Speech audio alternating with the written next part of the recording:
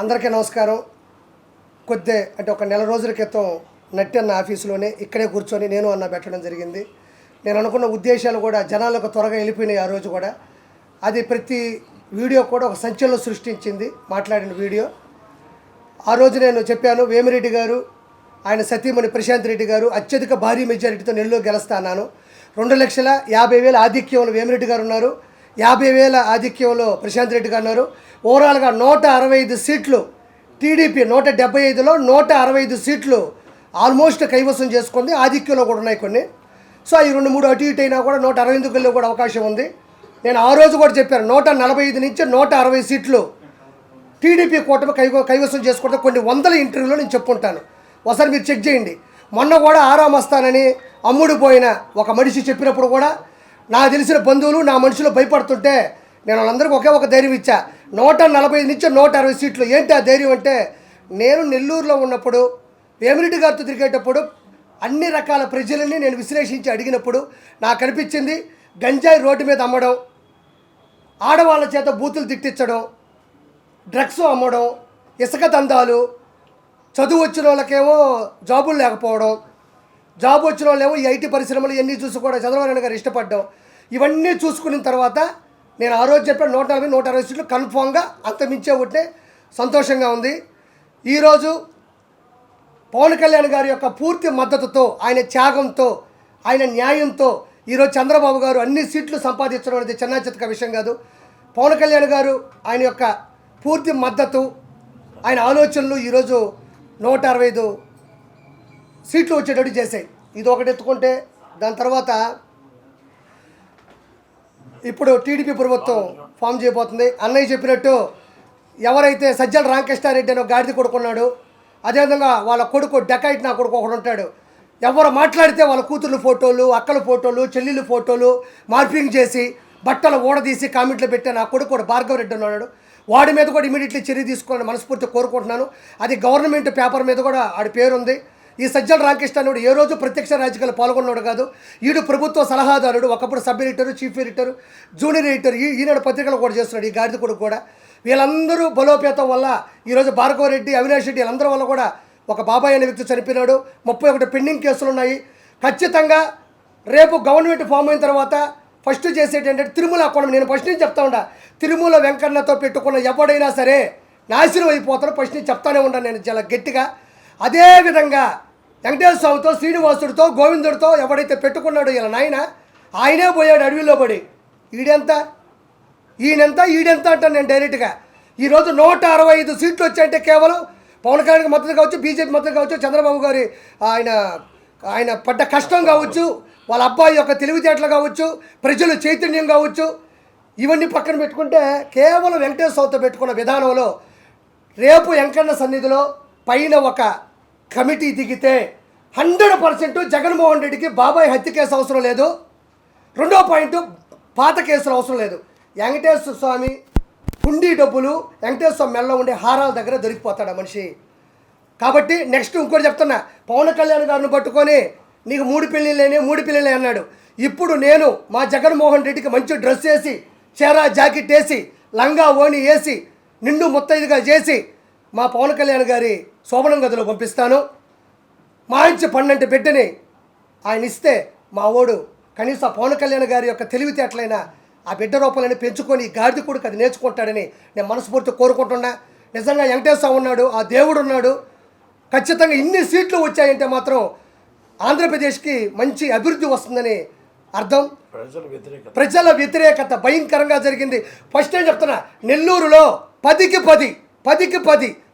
10 ఇంతవరకు భూమి మీద స్వాతంత్రం వచ్చిన తర్వాత ఆంధ్రప్రదేశ్లో నెల్లూరు జిల్లాలో ఎప్పుడు కూడా ఇన్ని సీట్లు రాలా, ఎంత అభివృద్ధి ఎప్పుడూ జరగలా.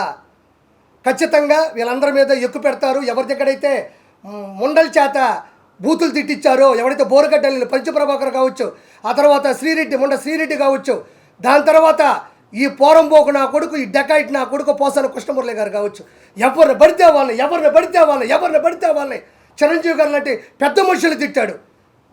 ఈరోజు ఏమైపోయాడు వీడు? మైహోం పూజలో 4 ఫ్లాట్లు ఎక్కడికి వచ్చి గాడిద కొడుకి, వీడి గన్మేళ్ళు ఎక్కడి నుంచి వచ్చారు వీడికి? తర్వాత ఈ వేణు సామాన్ ఇంకో డెకాయిట్ నా కొడుకు గురించి చెప్పాను. ఈరోజు ఏదో వీడియో పెట్టాడు నా కొడుకు. నేను మొన్నే చెప్పాను, నా కొడక నువ్వు పిల్లకాయల జీవితాలతో ఆడుకో మాకు. సమంత గారి నా చేతన గారి ఎక్కడ పబ్బులో వినేసా నా కొడుకు జ్యోతిష్య రూపంలో చెప్తే అది జనాలు నమ్మి కొన్ని కోట్ల రూపాయలు పోగొట్టుకొని ఈ మెల్ల నా కొడుకు ఈరోజు చెప్పాడు నా తప్పు అయిపోయింది, నేను ఇంకా చేయను. ఈరోజు ఒప్పుకున్నాడు. ఎందుకు ఒప్పుకున్నాడు? నేను ఆ రోజే చెప్పేవాడు డకాయిట్ నా కొడుకని. కాబట్టి పూర్తి చైతన్యం వచ్చింది. ఈ మధ్యకాలంలో పూర్తి మద్దతుతో ఆ దేవుడి దయ వల్ల నా కుటుంబం మీద, నా వ్యాపారాల మీద, మా ఆవిడికి ఎన్ని బూతు మాటలు వచ్చేటివో, ఎన్ని ప్రైవేటు నెంబర్లు వచ్చేటివో, ఎన్ని పెడద్దరాలకి వచ్చే అర్థాలు వచ్చేటివో మీకు ఎవరికి తెలిసి చెప్పుకోవాలా. సౌరాత్రుల్లో డోర్లు కొట్టేవాళ్ళు, నేను వెళ్తూ ఉంటే వెనక కత్తులు పట్టుకొని తిరిగిన సందర్భాలు ఉన్నాయి. తర్వాత నా వ్యాపారంలో నాకు వచ్చిన ఫ్రాంచైజీలు మొత్తం ఆపేయడం జరిగింది. రేపు అడ్వాన్స్ తీసుకుందామని లోపల ఈరోజు ఆపేసిన సందర్భాలు ఉన్నాయి. నన్ను పట్టుకొని కొంతమంది నా కొడుకులు అన్నారు, వైసీపీ నా కొడుకులు, గొట్కా నా కొడుకులు, జూన్ 4 తర్వాత నీ పరిస్థితి ఏంటి అని అడిగారు. నా కొడకల్లారా, ఇప్పుడు మీ పరిస్థితి ఏంది? కిరా కార్పి అన్నీ వదులుకొనే రోడ్డు మీద నిలబడి ఆ రోజు ఇక్కడే ప్రెస్ మీట్ పెట్టాడు. మీలో ఒక్క నా కొడుకనే వైసీపీ నా కొడకలకి ఆర్పీలో మాట్లాడే దమ్ముందా? ఎవరైనా మాట్లాడగలరా? మీకు దమ్ముంటే నా కొడకల్లారా 4వ తారీఖు ఏంటన్నా, 4వ తారీఖు మీ ముందే ఉన్న నా కొడకల్లారా 165 సీట్లు 20 చిల్లర ఎంపీ సీట్లతో కిరాక్ కార్పి ఈరోజు నిలబడ్డాడు. ఒక కమిడియన్, ఒక చేపల పులుసు పెట్టుకున్న ఒక కిరాక్ కార్పి. మీరు ఎంతమందికి దమ్ముందరా నా కొడకల్లారా?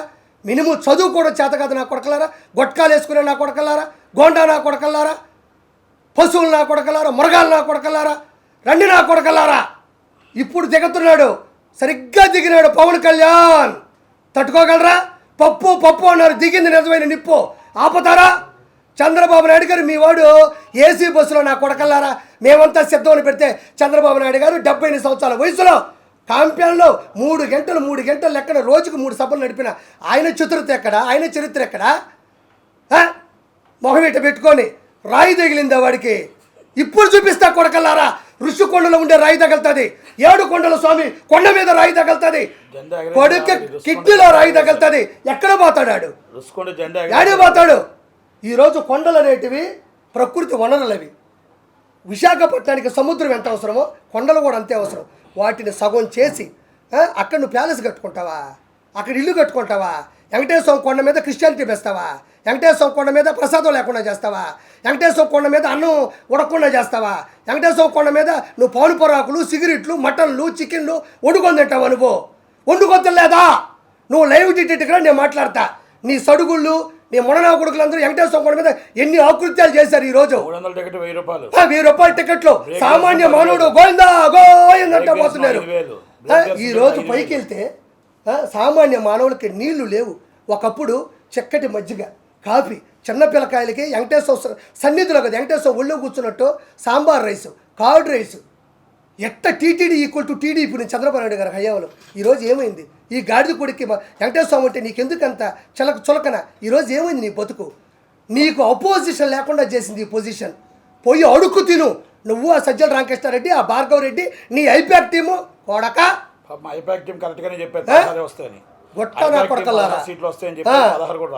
ఈ కొడాలని ఎట్టపోయినాడు ముసలోడు బొచ్చుగాడు అన్నాడు. ఎరా బొచ్చుగా నా కొడక రారా, నువ్వు ఎక్కడ నువ్వు రాను ముందు మాట్లాడుతావు నా కొడక. తల దించుకొని ఈడు ఆ వలమనేసి గన్నవరవాడు తల దించుకొని పోతావు. ఏం సిగ్గు లేదా నా కొడకలారా? ఎలా ఓట్లేస్తారనుకున్నారా మీకు జనాలు? మీరు గంజాయి తీసుకుని అంత ఒక సీఎం క్యాండిడేట్ని ఒక ఎమ్మెల్యే క్యాండిడేట్ తిడతాడా? ఒకవేళ మాట్లాడాలంటే క్యాండిడేట్లు మాట్లాడుకోవాలా. ఈరోజు నిన్ను నేను నిలదీసే స్థాయికి ఎందుకు దిగజారిపోయినావు నువ్వు? గొట్కా నా కొడకలారా మీరు. ఏడా పేరు నానియాడు, ఏడా పేరుని కిట్టుగాడు ఏడాడు? మిథున్ రెడ్డి, వైవి సుబ్బారెడ్డి, విజయసాయి రెడ్డి ఏటుగాడు ఏడే? వేమిరెడ్డి ప్రభాకర్ రెడ్డి మీద ఎక్కడ పోయాడు? ఎయిర్పోర్ట్ వేస్తావు నువ్వు.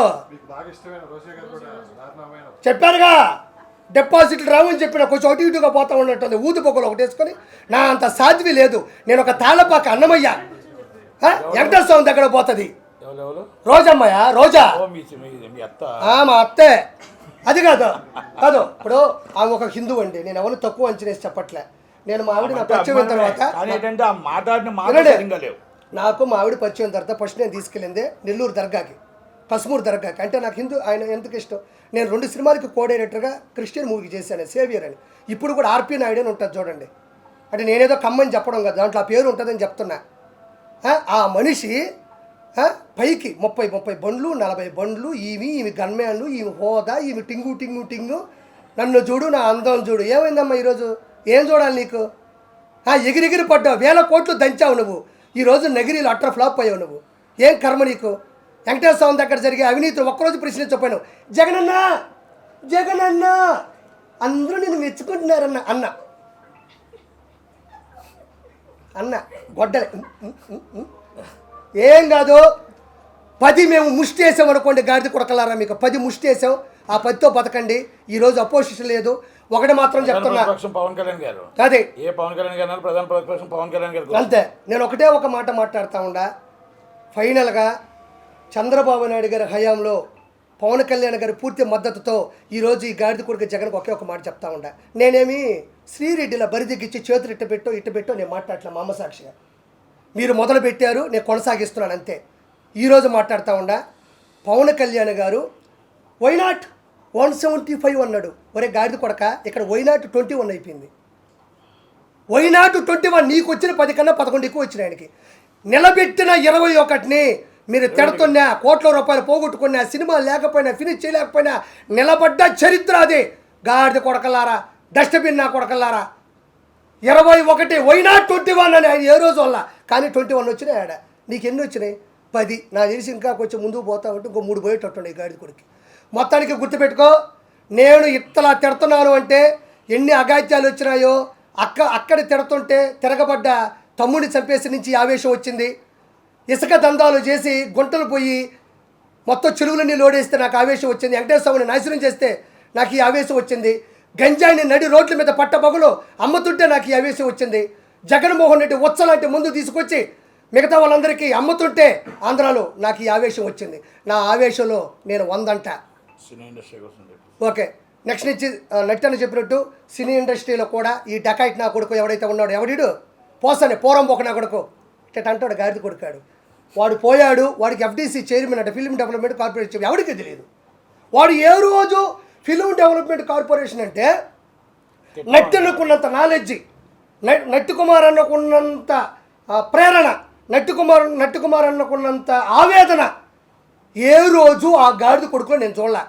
FDC చైర్మన్ అంటే, అయ్యా జగన్మోహన్ రెడ్డి గారు చిరంజీవి గారి ఇంటి ముందు ఇది చేద్దాం, లేకపోతే నాగార్జున గారితో పెట్టి కొంచెం వీళ్ళందరినీ నిధులు తీసుకొని ఒక ఇల్లు కట్టిద్దాం, లేకపోతే ఇంకోటి చేద్దాం, FNCC చేద్దాం, ఫిలిం ఛాంబర్ చేద్దాం, 24 క్రాఫ్ట్స్ ఉన్నాయి వాటిని పైకి తీసుకొద్దాం సార్, రకరకాల సంఘాలు ఉన్నాయి, లేకపోతే నిరుపేద కళాకారులకు ఇల్లు పట్టాలు ఇద్దాం, లేదంటే నిరుపేద కళాకారులకు 24 గంటల భోజనం అనే ఒక పథకం పెడదాం. పాపం ఆర్టిస్టులు కృష్ణానగర్లో భోజనం ఈ వదిలేసి చిరంజీవి గారు ఓడిపోయారు, పవన్ కళ్యాణ్ గెలవడు. చిరంజీవి గారు ఓడిపోయి ఒరే బొచ్చుగా 21 వచ్చిన ఈ గాడిద కొడుకుడు చిలకలూరుపేటలో వీడికి ఏమొచ్చినాయి? వీడికి ఆ రోజుల్లో డిపాజిట్ రాని గాడిద కొడక ఈరోజు పవన్ కళ్యాణ్ గారు స్థాయి మీద గాడిద కొడకలారా తిట్టారు. ఈరోజు ఒక చరిత్ర అయిపోయినాయి తిట్లోని కలిపి. కాబట్టి ఇంత గొప్ప విజయాన్ని అందించిన ప్రజలందరికీ నేను వాళ్ళ పాదాల మీద పడి నా నమస్కారాలు తెలియజేసుకుంటూ, నేను మీ కిరాకార్పిని. జై చంద్రబాబు, జై పవన్ కళ్యాణ్, జై బీజేపీ, జై లోకేష్ బాబు, జై ఆంధ్రప్రదేశ్.